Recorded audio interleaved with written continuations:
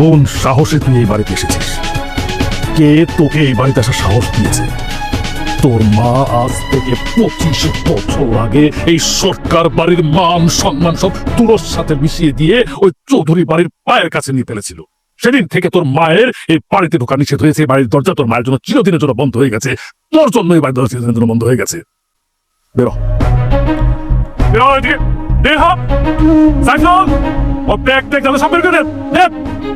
যদি তুই তোর ফুপুর মতো ওই ছেলের হাত ধরে বেরিয়ে যেতে চাস, তাহলে তোকে আমি কেটে টুকরো টুকরো করে নদীতে ফেলাবো। কথা মনে রাখিস। কেমন নিলাম মিজান সরকারের কাছে?